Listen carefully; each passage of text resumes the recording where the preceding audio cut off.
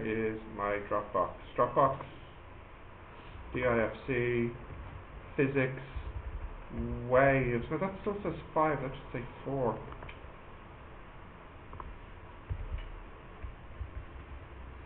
Oi. And this one's 5.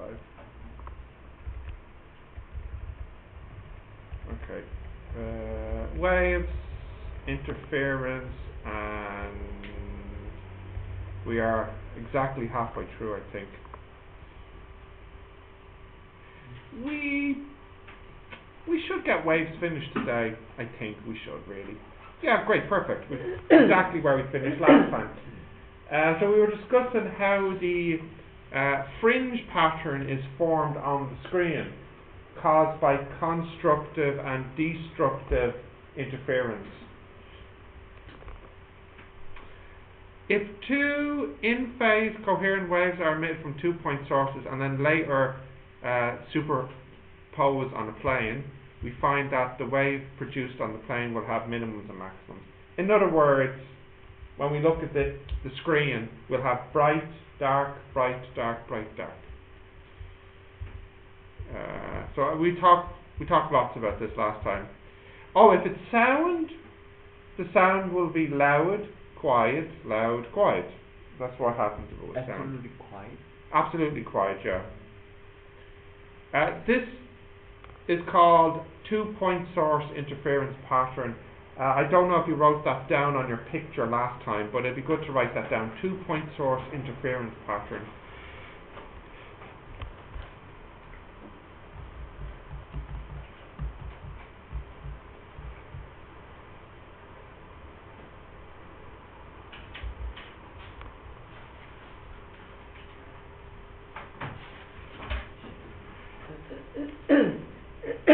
I corrected your physics yesterday. Yes. I gave you 6 out of 6 for A1, everybody. So nobody should have less than 6 marks. The results were quite good, actually. There was a mix, of course, but they were quite good. But no A stars, if you're wondering. The highest was 79. 79. Yeah. Ooh. I honestly don't know because I just have the student numbers. What's the average? I haven't calculated it, but I'd say it's roughly maybe like 62, 63. 63. Then mean I can expect. I suppose all you can do is expect the average right now. Yeah.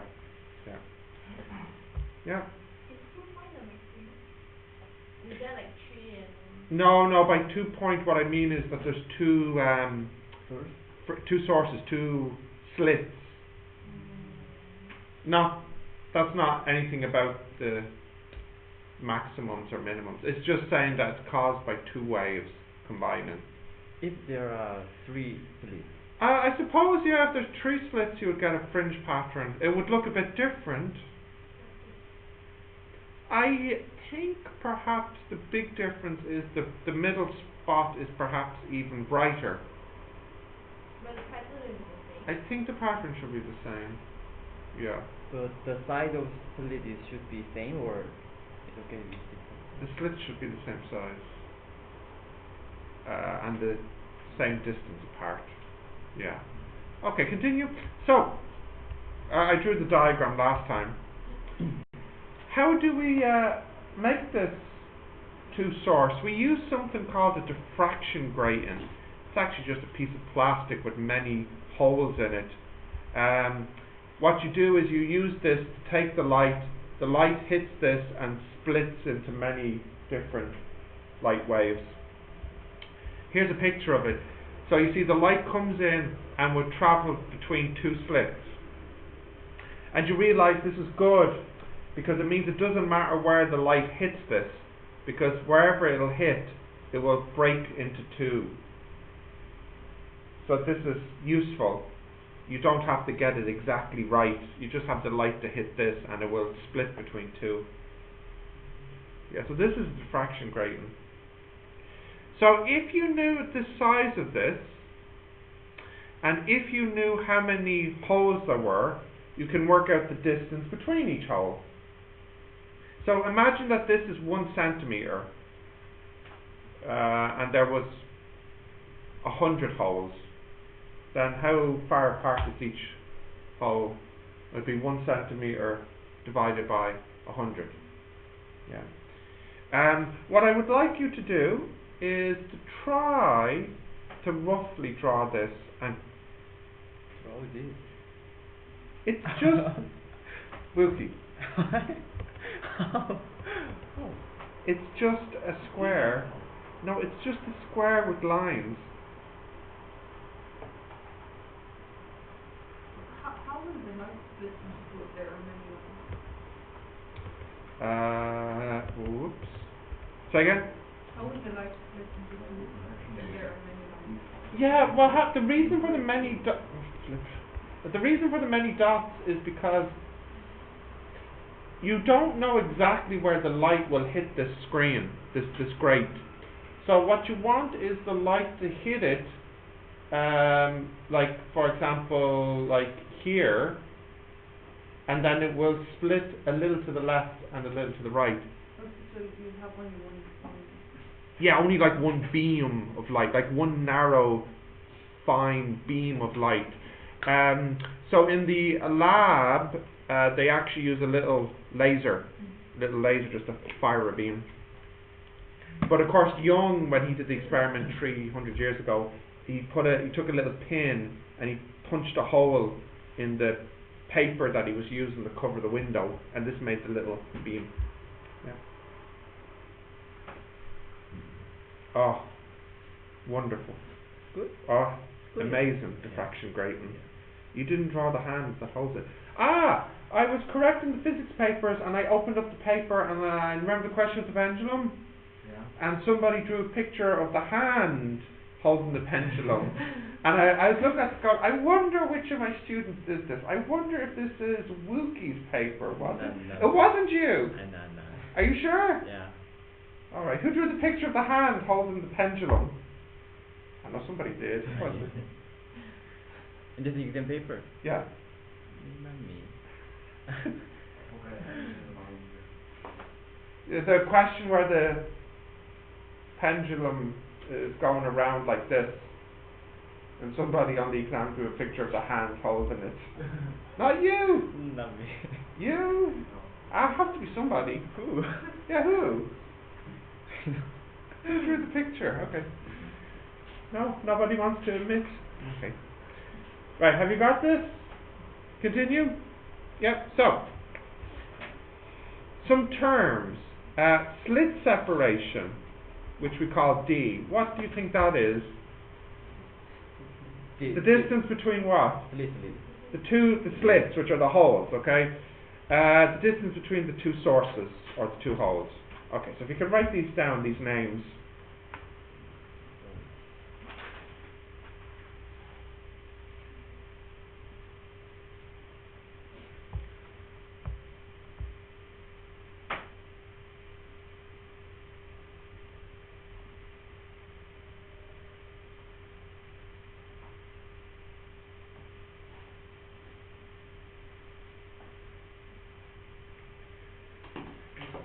Diffraction gradient is double slit.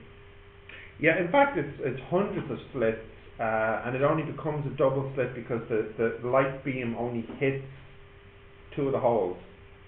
So it's essentially a double slit, but they put hundreds of slits in it so that you don't have to worry about hitting it perfectly. You can just hit anywhere on it, you know. Okay, we got that. The next one, fringe separation. What do you think that is? Yeah, the distance between the dots on the screen, the lights on the screen, and we give that the letter S. Now, actually, I should say that I think in the formula book, I don't remember, but I don't know if they use a different letter, if they use X for this. I'd need to check, actually. Does anybody have the formula book from the exam or from semester 1? Or No. Well, just write a little note, please, beside this, that this is sometimes, I think it's sometimes X in some books.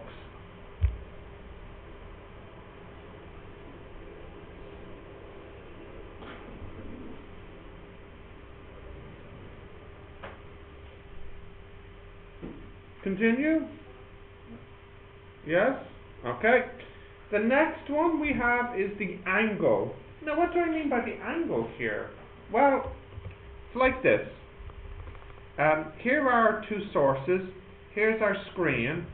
And then we get here light, and then a little more, and then a little more, and then a little bit, and then light, and then a little more, and then a little bit here.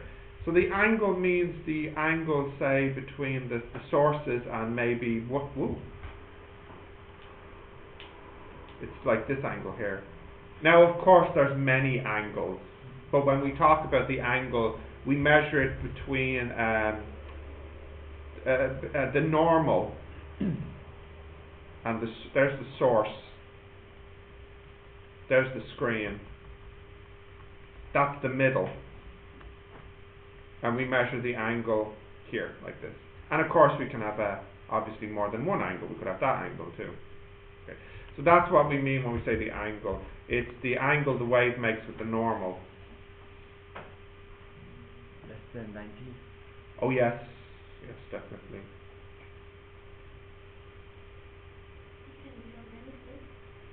Yeah, for any fringe, any. Oh, I see. I drew this badly. Whoops. We have here the diffraction gradient, and it has lots of little slits. And because this distance is so small compared with the distances here, we just always imagine it starting from the center of the diffraction gradient. You can make the angle like 80 something. Yeah, could be 80 something. Yeah. So it's like the diffraction gradient from there's two holes in between, so we start from the middle. Yes, yes, but really that is not. It's the first time any class has ever worried about this. So the distance between those will be on the scale of micrometers. Okay, whereas the distance from here to here will be on the scale of meters. So when you're looking at micrometers and meters, it doesn't matter if this moves up or down a little bit. It's just so irrelevant to the calculation. So we always imagine that if it came from the center of the diffraction gradient, even if it didn't. Can you change the screen? Like, What do you mean? I'd like to. Oh, sorry, I forgot.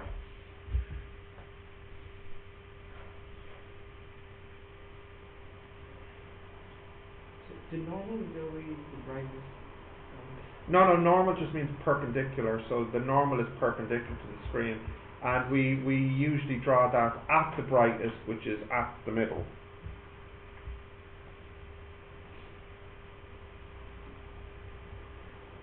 Okay, next one. Yeah. So the next one is the distance to the screen. Obviously, that's the distance to the screen from the two sources.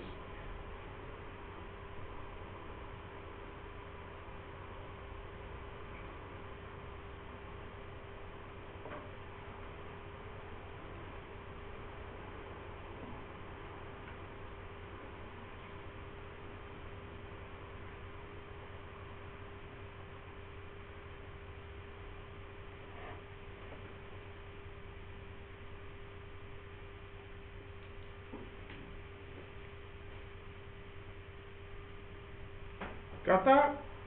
Yeah. And something called the order, which is called n, and it's which dot you're at. So this middle one we call it n equals 0. The next one we call it n equal 1. This is n equals 2. This one here is n equals 3. This one here is n equals minus 1. This one here is n equals minus 2. And this one here is n equals minus 3. And as the n gets bigger, the dot gets dimmer. The 0 is the brightest. Yeah? Angle is bigger too. And the angle is bigger as well, yeah. Yeah.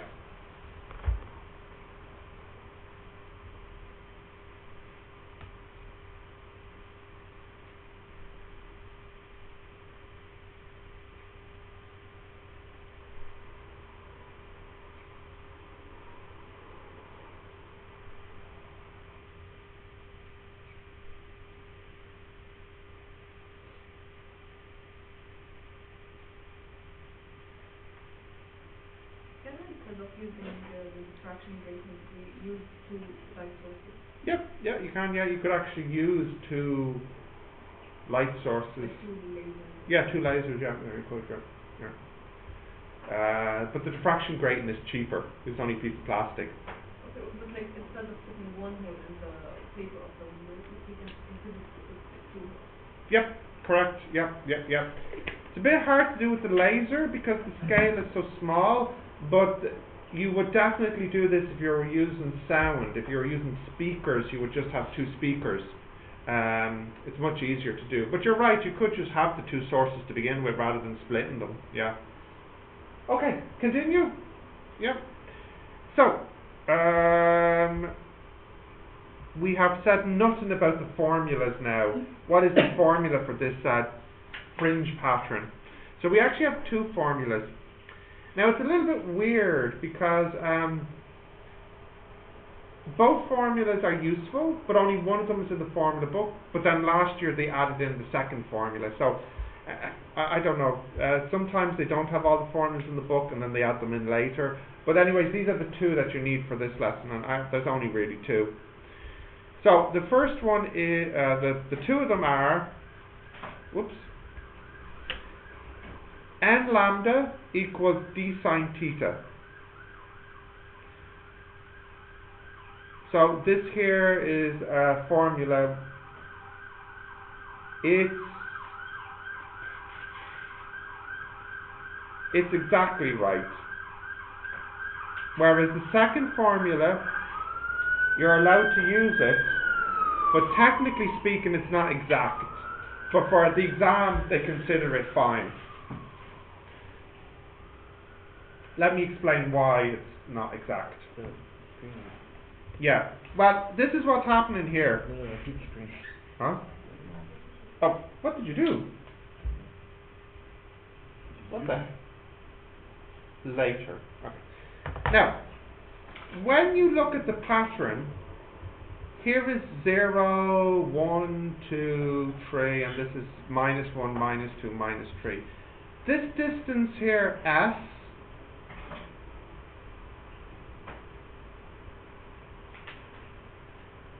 it looks constant, but in fact, if you calculate it using this first formula, it's not constant. In fact, the S is increasing. The dots start to spread out as you move out.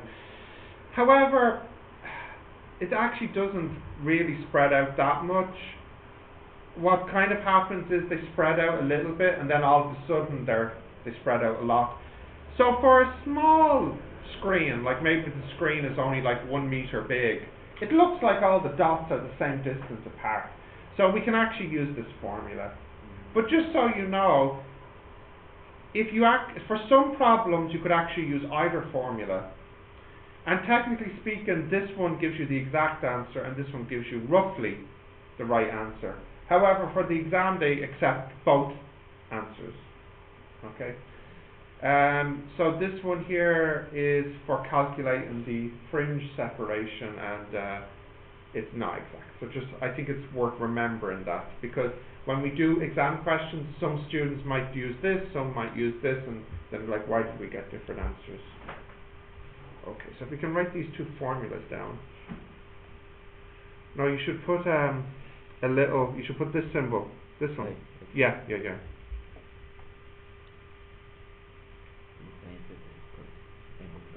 Fine to use either one. Yeah. They'll only be slightly different, like tiny. Yeah. Continue. We'll have a look at an example. So let's have a look at an example. A speaker is inside a room and it's humming at 2 kilohertz.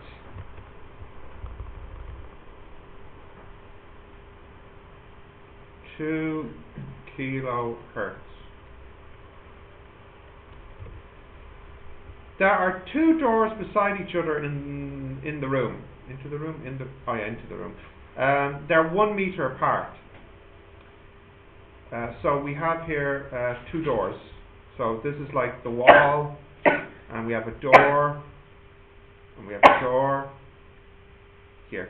And the distance here to here is 1 meter. Okay. A boy walks down the hall with the doors on his left. He noticed that as he walks by the room, the sound from the speakers gets louder and quieter. So, here's the wall here, here's the boy here, and he's walking along the wall, and you think that it might get loud, loud, loud, loud, loud, loudest, quieter, quieter, quieter, quieter, quietest. In fact, what happens is as he walks, it goes loud, quiet, loud, quiet, loud, quiet.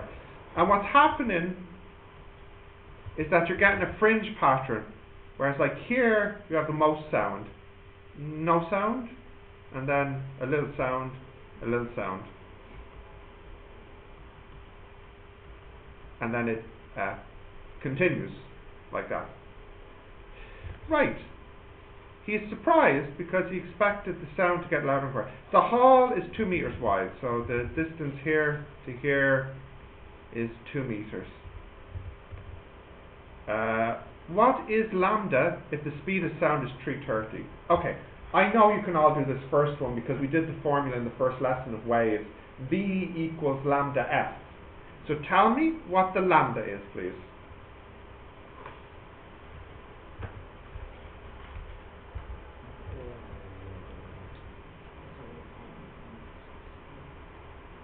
Sounds about right, yeah. Yeah.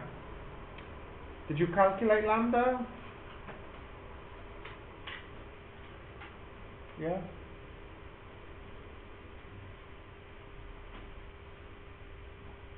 We all got a lambda? What did you get, Shamsa? Good, okay. So the lambda here works out to be 0.165 meters. 2000 hertz, the frequency. How far apart are the peaks? So how far apart are these? What is that I want to calculate? S. S equals lambda d over d, which equals 0.165 2 over 1. 0.330. Yeah. Okay. Come on, move. I'm trying to scroll up. Scroll. Right. What is the angle of the second fringe? So that is, oh, I need to scroll. The angle from here to here. This angle for the second one. So we use the formula n lambda equals d sine theta. Okay. So that means we have 0.165 equals 1 sine theta. No, something's wrong. No, it's right. Okay, I should believe in myself more. So that means theta equals sine inverse 0.33. Close. 19.3 degrees. So close. So close. Okay. Next. What is the maximum order? No, actually, that's the opposite way. By maximum, I mean there's one up here which is the final one, and I want to find this final one. So we use this formula, but we must remember that sine theta should be less than 1. In fact, for this question, it can't even equal 1. Because if sine theta equals 1, what is theta? 90. And this is a problem because you can't have the light moving at 90 because then it never actually hits the wall. Yeah. Okay? So what you can say is n lambda must be less than d. Which means n must be always less than d over lambda. So n must be less than 0.16, no, 1 over 0.165. N must be less than what number? 6.06. 6.06. Okay. So the maximum N? 6. What's the angle when equals 6? It should be nearly 90, but not 90, so I don't know. We could calculate it. You just have to replace that. Where was the N here? That's just a 6 then, is it? 6, 360, 960, and 30. 1.090. Oh, it's gone past 1? Yeah. Are you sure? Yeah. Are you sure this is 6 then? I'm trusting you. And what's 6 times 0.165? Oh, 0.9. Okay, no, it's okay, never mind. Right, so 6 is the maximum. Lastly, the boy walked, how long until the boy no longer hears the humming? What I mean by that is, what's the distance that he can hear the sound?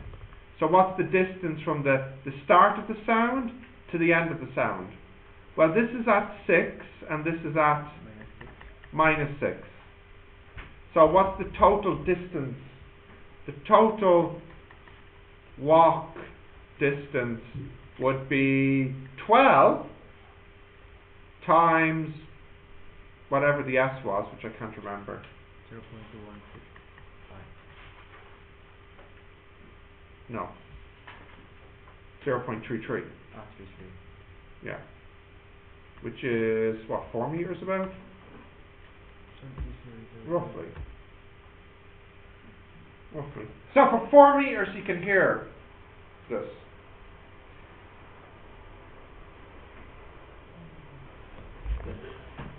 Not 4, 6 something.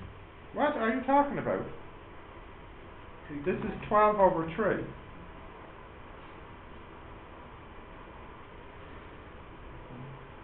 Oh, no. Oh. What? Huh? Did you write this down?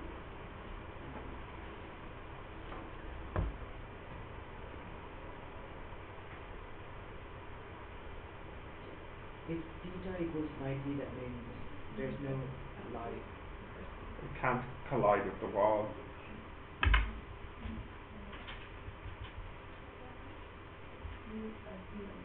Did you? You're writing this down? You have this?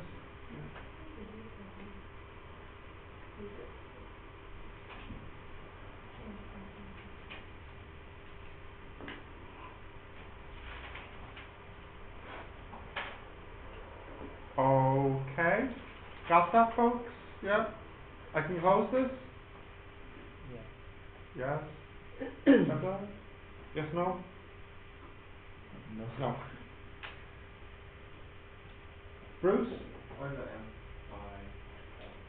M? Because here there's 6 and here's there's 6. So the total is 12. It goes from minus 6 to 6.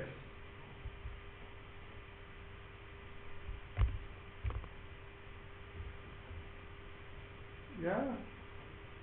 It's okay?